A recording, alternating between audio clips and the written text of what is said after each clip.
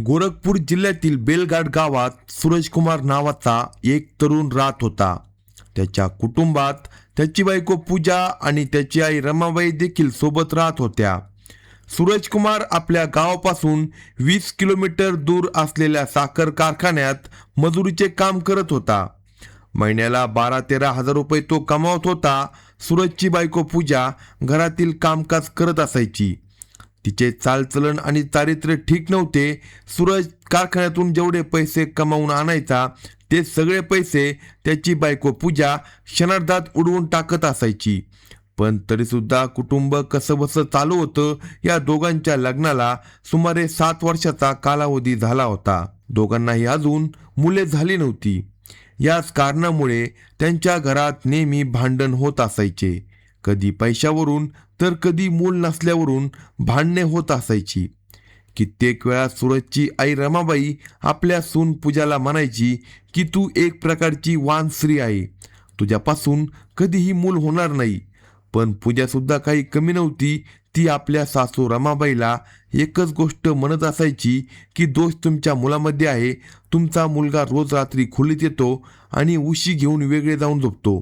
तो मला वेळच देत नाही आणि दिला तरी माझ्या इच्छा तो पूर्ण करू शकत नाही. मग अशा परिस्थितीत मुलं कुठून होणार? या दोघांच्या भांडणाच्या वेळी सूरज तिथे उभा असायचा आणि सगळे ऐकून नजरा खाली घालायचा. एक दिवस गल्लीत एक भाजी विकणारा आला. भाजीवाल्याचा आवाज ऐकून पूजा आपल्या सासू रमाबाईला म्हणाली, मी थोडे भाजी आणते. त्यानंतर पूजा आपल्या नवऱ्याकडून पैसे घेऊन त्या भाजीवाल्याकडे गेली. ती भाजीवाल्याला म्हणाली, मला 2 किलो बटाटे द्या आणि 1 वांग द्या. हे ऐकून भाजीवाला हसला आणि हसतच त्याने 2 किलो बटाटे दिले आणि फक्त 1च वांग पूजाला दिलं. भाजीवाल्याला समजत नव्हतं की ही बाई रोज 2 किलो बटाटे आणि फक्त 1च वांगी का घेते. भाजी घेऊन पूजा घरी आली. तिच्या हातातील भाजी पाहून सासू रमाबाई चकित झाली. रमाबाई विचार करू लागली की सून कायम 2 किलो बटाटे आणते आणि सोबत 1च वांग का आणते. ती या वांग्याचं नेमकं काय करत असेल. थोड्या वेळाने सूरज कामावर निघून गेला. घरात पूजा आणि सासू रमाबाई दोघीजणच होत्या. सुमारे 10 मिनिटांनंतर पूजा वांग घेऊन बाथरूममध्ये गेली आणि दरवाजा बंद केला. हे सगळं रमाबाई पाहत होती. 20 ते 25 मिनिटे झाली तरी पूजा बाहेर आली नाही. तेव्हा रमाबाईला सगळं कळालं. तिला वाटलं की सोन रोज वांगी घेऊन बाथरूममध्ये जाते आणि 20-25 मिनिटांनीच बाहेर येते. बाहेर आल्यावर सासू रमाबाई तिला समजावत म्हणाली की हे चुकीचं आहे. एक दिवस हीच वांग तुझं जीव घेतील.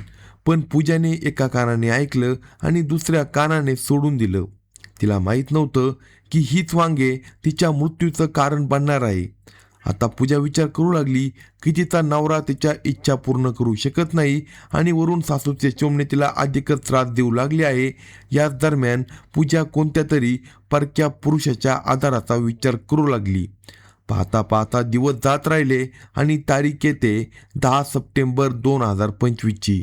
त्या दिवशी सकाळी साधारण 9 वाजण्याची वेळ झाली होती. सूरजकुमार कारखान्यात कामाला निघून गेला होता. दुसरीकडे पूजाची सासू रमाबाई सुद्धा शेजाऱ्यांच्या घरी गेली होती आणि पूजा ही एकटीच घरात होती. जेव्हा पूजा घराबाहेर राहिली तेव्हा तिची नजर समोरच्या दुकानाकडे गेली. तिथे गावातीलच मनीष नावाचा मुलगा भाजी विकत बसला होता. जशी पूजाची नजर मनीषवर पडली तशी ती त्याला पाहून थक्क झाली.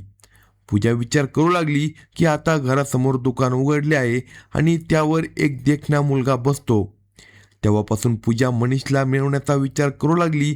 आता ती भाजी घेण्याच्या निमित्ताने रोज मनीषच्या दुकानावर जाऊ लागली आणि भाजी खरेदी करू लागली. त्याचबरोबर ती मनीषसोबत बराच वेळ गप्पा मारू लागली.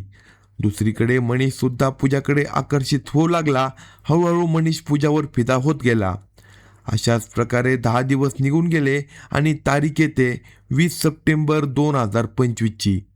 त्या दिवशी सकाळी साधारण 9 वाजता पूजा मनीषच्या दुकानावर भाजी घ्यायला गेली आणि मनीषला म्हणाली, मला 2 किलो बटाटे द्या आणि सोबत 1 छान वांग देखील द्या. हे ऐकून मनीष चकित झाला. तो विचारात पडला की ही महिला कायम माझ्याकडून 2 किलो बटाटे किंवा 2 किलो दुसरी भाजी घेते, पण दररोज फक्त 1च वांग का घेते. मनीषच्या मनात ही गोष्ट विचारायची इच्छा निर्माण झाली. अखेर मनीष स्वतःला थांबू शकला नाही आणि त्याने पूजाला विचारले की तू रोज 2 किलो भाजी घेते आणि सोबत एकच वांग का घेते? तेव्हा पूजा हसत मनीषला म्हणाली, हे बघ मनीष, तुला माहितीच आहे माझा नवरा दिवसभर मेहनत मजुरी करतो आणि रात्री थकून घरी आला की लगेच गाढ झोपे जातो. तो मला वेळच देऊ शकत नाही. पूजा अशी बोलत असताना मनीष तिला म्हणाला, भाभी आता तुम्हाला कुठल्याही वांग्याची गरज पडणार नाही.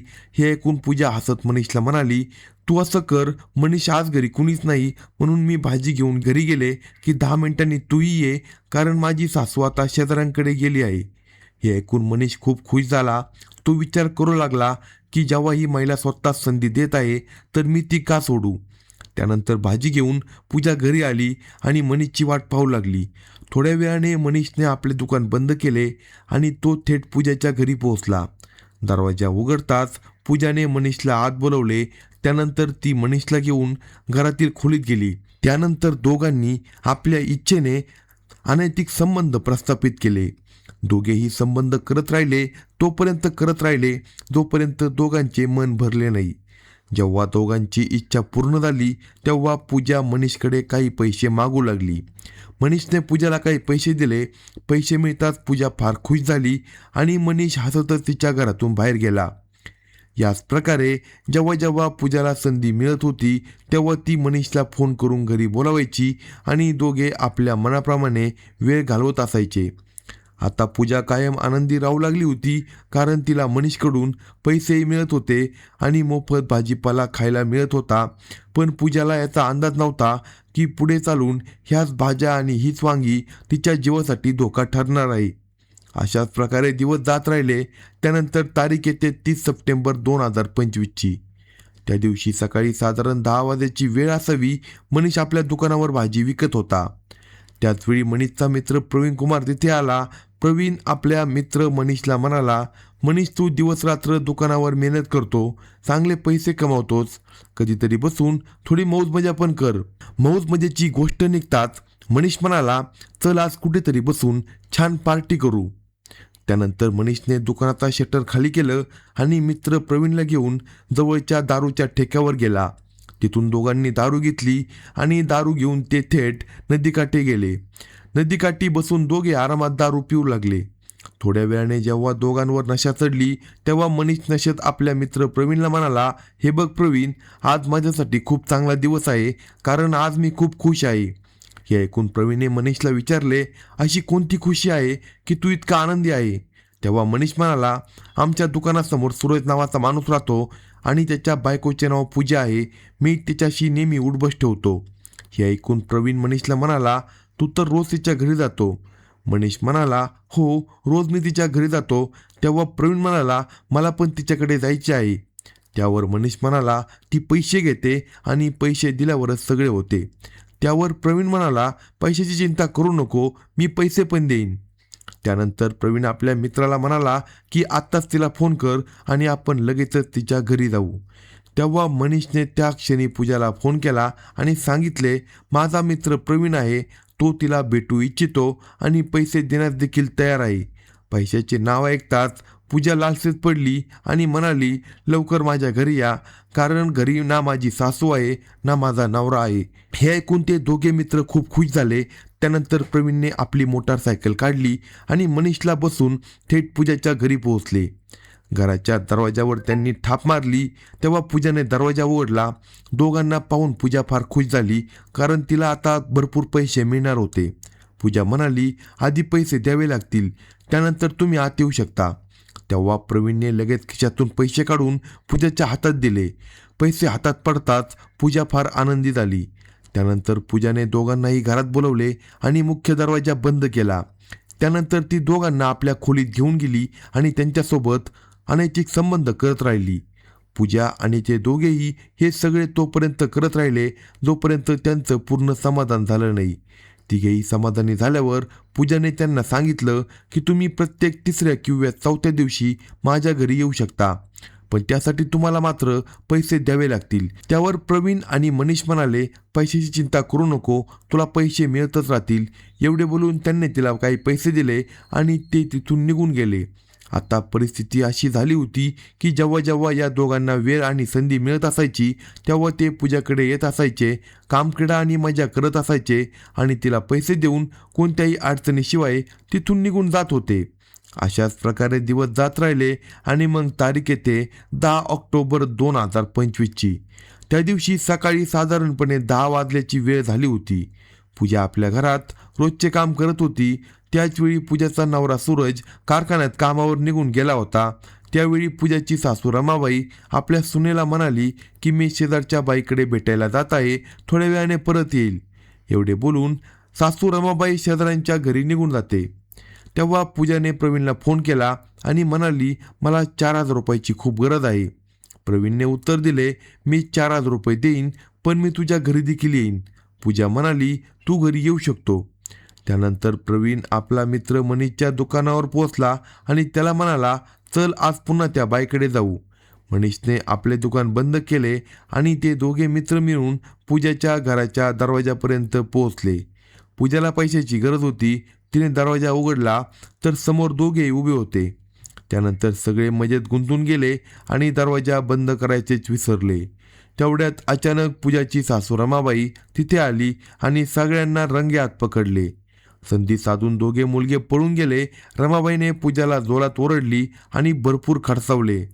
त्यानंतर पूजा मोठ्या मोठ्याने रडू लागली आणि आपल्या सासू रमाबाईच्या पायावर पडली व रडत म्हणू लागली की हे सगळं माझ्या नवऱ्याला सूरजला सांगू नको, जर त्याला कळलं तर आपलं घर उद्ध्वस्त होईल. रमाबाईला आता आपल्या सुनेची कीव आली. ती म्हणाली आज नंतर असे चुकीचे काम अजिबात करू नको. पुन्हा असे झाले तर मी तुझी सगळी सत्यकथा तुझ्या नवऱ्याला सूरजला सांगेन. रमाबाईला वाटत होतं की सून घाबरेल, पण ही पूजा घाबरणारी नव्हती. रमाबाई हेही विचार करत होती की घराची आबरू बाहेर जाऊ नये. याच विचारामुळे रमाबाई मावळ झाली. मात्र शेवटचा इशारा देत म्हणाली की पुढे असे चुकीचे काम करू नको. पण पूजा अशी बाई होती जी सासू आणि नवऱ्याच्या बोलण्याकडे एका कानाने ऐकायची आणि दुसऱ्या कानाने सोडून द्यायची. अशाच प्रकारे दिवस जात राहिले, पण पूजा आपल्या सवयीला बांधलेली होती. त्यानंतर तारीख येते 25 ऑक्टोबर 2025ची. त्या दिवशी सकाळी साधारण 8 वाजता पूजाची सासू रमाबाई शेजाऱ्यांच्या घरी गेली होती आणि पूजा घरात पूर्णपणे एकटी होती. त्याचवेळी गल्लीमध्ये एक कापड विकणारा आला. त्याचे नाव सुंदर होते. सुंदर याआधी देखील पूजाला उधार कपडे देत होता. आज तो आपले 8,000 रुपये घेण्यासाठी पूजाच्या घरी आला आणि दरवाजा ठोठावू लागला. दरवाजावर ठोका पडताच पूजाने दरवाजा उघडला. सुंदर म्हणाला की आजच 8,000 रुपये द्यावे लागतील, कारण जुनी उधारी बाकी आहे. त्यानंतर पूजा म्हणाली मला अजून कपडे हवे आहे आणि पुढच्या महिन्यात मी सगळे पैसे देईन. पण सुंदर आता हट्टाला पेटला आणि म्हणाला आधी पैसे द्या, मगच नवीन कपडे मिळतील. पूजा त्याला आपल्या बोलण्यात गुंतवू लागली आणि म्हणाली बघ, घरी ना माझा नवरा आहे ना माझी सासू आहे. जर तुला पैसे हवे असतील तर हीच योग्य संधी आहे. हे ऐकून कापड विकणारा विचारात पडला की संधी आपोआप चालून आली आहे तर फायदा का घेऊ नये. तसेही पैसे मिळण्याची शक्यता कमीच होती.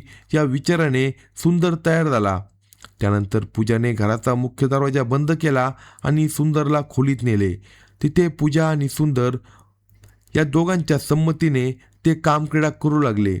दोघेही हे सगळे तोपर्यंत करत राहिले जोपर्यंत त्यांचे मन भरले नाही. अखेर दोघांचे समाधान झाल्यावर पूजा सुंदरला म्हणू लागली मला अजून कपडे हवे आहे. सुंदर सिंग म्हणाला तुला अजून कपडे देतो. पूजा ते कपडे घेऊन फार आनंदी होते. आता पूजा मनातल्या मनात विचार करू लागते की ते 2 मुलगे आता तिच्या आयुष्यातून बाहेर गेले आहे, पण हा कापड विकणारा तिला सोडायचा नव्हता, कारण तो तिला पैसे देखील देईन आणि कपडे देखील मोफत देत राहील. पण पूजाला हे माहीत नव्हते की पुढे तिच्यासोबत काय घडणार आहे. अशाच प्रकारे अनेक दिवस निघून गेले आणि त्यानंतर तारीख येते 4 नोव्हेंबर 2025ची. त्या दिवशी सकाळी साधारण 9 वाजता पूजा आपल्या सासू रमाबाईला म्हणाली सासूबाई आज तुम्हीच भाजी आणा, मी कुठल्याही दुकानावर भाजी घ्यायला जाणार नाही. ते ऐकून रमाबाई फार खुश झाली. तिला वाटले की आता तिची सून सुधारली आहे. पण सासू रमाबाईला माहीत नव्हते की तिची सून अजून सुधारली नाही. रमाबाई घरातून पैसे घेऊन भाजीवाल्याकडे जाते. तिथून तिने 2 किलो बटाटे, कोबी आणि वांगी घेतली. भाजी घेऊन ती घरी परत आली. तिने आपल्या सुनेला म्हणाला ती आपल्या सुनेला म्हणाली, आज बटाटा आणि वांग्याची भाजी कर. पण पूजाला माहीत नव्हते की आज जी वांगी घरात आली आहे तीच पुढे तिच्या मृत्यूचे कारण ठरणार आहे. थोड्याच वेळात रमाबाई आपल्या सवयीनुसार म्हणाली, मी आता शेजाऱ्यांच्या घरी जात आहे. सासू बाहेर जाताच पूजा फार खुश झाली. तशी रमाबाई शेजाऱ्यांच्याकडे गेली तशी पूजाने कापड विकणाऱ्या सुंदरला फोन केला आणि त्याला आपल्या घरी बोलवले. सुंदर घरी येताच पूजा आपल्या घरात त्याला घेऊन गेली. घरात गेल्यानंतर त्यांनी शरीर संबंध प्रस्थापित केले. पण साधारण 10 ते 15 मिनिटांनंतर पूजाची सासू रमाबाई अचानक घरी परत आली. घराचा मुख्य दरवाजा बंद होता. बाहेरून दरवाजावर ठोके पडत होते. हे ऐकताच पूजा घाबरून गेली. ती विचार करू लागली, आज तर काहीतरी मोठे होणार आहे. कसाबसा धीर धरून तिने दरवाजा उघडला. रमाबाई आत येताच समोरचे दृश्य पाहून ती स्तब्ध झाली. तिने पाहिलं की कापडे विकणारा सुंदर पलंगाखाली लपण्याचा प्रयत्न करत होता. हे पाहून रमाबाई सुंदरला शिवीगाळ करू लागली आणि आपल्या सुनेला म्हणजे पूजाला देखील ती खूप बोलली. याच गोंधळात सुंदरने संधी साधून तिथून पळ काढला. त्यानंतर रमाबाई आपल्या सुनेला फारसे काही बोलले नाही आणि शांत बसून राहिली. पूजा मनात विचार करू लागली, कदाचित आजही तिची सासू तिच्या नवऱ्याला काही सांगणार नाही. पण संध्याकाळी साधारण 7 वाजता सूरज कामावर थकून घरी आला. रमाबाई आपला मुलगा सूरजला वेगळ्या खोलीत घेऊन गेली आणि म्हणू लागली, बेटा, तुझी बायको चुकीच्या मार्गावर चालली आहे. काही दिवसापूर्वी मी तिला 2 मुलांसोबत घरात पकडले होते आणि आज कापड विकणारा सुंदर घरी आला होता. मी स्वतः हे सगळे पाहिले होते. ती रोज भाजी आणते आणि रोज वांगेही मागवते. आज मी तुझ्यासाठी वांगे घेऊन आले होते, पण तुझी बायको समजून घ्यायला तयार नाही. हे ऐकून सूरजला प्रचंड राग आला. रागाच्या भरात सूरज आपल्या बायकोला कायमचा संपवण्याचा विचार करू लागला. रात्री साधारणपणे 8 वाजण्याच्या सुमारास सूरज आपले बायको पूजाला म्हणाला, चल आपण खोलीत जाऊ. त्यानंतर तो पूजाला घेऊन खोलीत गेला आणि जाताना मोठी मोठी वांगी उचलून घेतली. ती वांगी आकाराने खूप मोठी होती. सूरजने खोलीचा दरवाजा आतून बंद केला. त्यानंतर सूरजकुमारने आपल्या बायकोचे हातपाय जबरदस्तीने बांधले. हातपाय बांधल्यानंतर तिच्या तोंडावर कापड बांधले. त्यानंतर सूरजकुमारने ती वांगी उचलून आपल्या बायकोच्या नाजूक भागात घालायला सुरुवात केली. अशा प्रकारे करत करत जवळपास 2 तास निघून गेले, पण खोलीचा दरवाजा उघडला नाही. रात्री साधारण 10:30 वाजले तरी देखील दरवाजा उघडला नाही. आता रमाबाई फार घाबरली. ती जोराजोरात ओरडत शेजाऱ्यांना जमा करू लागली. ती म्हणू लागली, माझ्या मुलाने माझ्या सुनेला खोलीत बंद केले आहे आणि तो स्वतः देखील आतमध्ये आहे. आत काहीतरी चुकीचे घडत आहे. शेजारच्यांनी दरवाजा तोडून आत प्रवेश केला तेव्हा त्यांचे डोळे विस्फारले. त्यांनी पाहिले की पूजा मृत अवस्थेत पडली आहे. तिच्या नाजूक भागातून मोठ्या प्रमाणात रक्तस्राव होत होता आणि तिचा नवरा सूरज खोलीच्या कोपऱ्यात बसला होता. शेजारच्यांपैकी एकाने तात्काळ जवळच्या पोलीस ठाण्यात फोन केला आणि पोलिसांना घटनास्थळी बोलावले. पोलीस घरात आले तेव्हा त्यांनी पाहिले की पूजा मृत अवस्थेत होती आणि तिचा नवरा सूरज तिच्याजवळ बसला होता. त्यानंतर पोलिसांनी पूजाचा मृतदेह ताब्यात घेतला आणि सूरजला अटक केली. अटक केल्यानंतर त्याला पोलीस ठाण्यात नेण्यात आले. तिथे चौकशी दरम्यान सूरज आपल्या बायकोशी संबंधित संपूर्ण घटना पोलिसांना सांगू लागला. पोलिसही हे सर्व ऐकून स्तब्ध झाले. त्यानंतर पोलिसांनी सूरजला न्यायालयात हजर केले. तिथून त्याला कारागृहात पाठवण्यात आले. या संपूर्ण घटनेत सूरजने आपल्या बायको पूजासोबत जे केले ते योग्य होते की अयोग्य यावर तुमचे काय मत आहे ते कमेंट बॉक्समध्ये सांगा. आणि चॅनलवर नवीन असाल तर कलम 302 या मराठी चॅनलला लगेच सबस्क्राईब करा.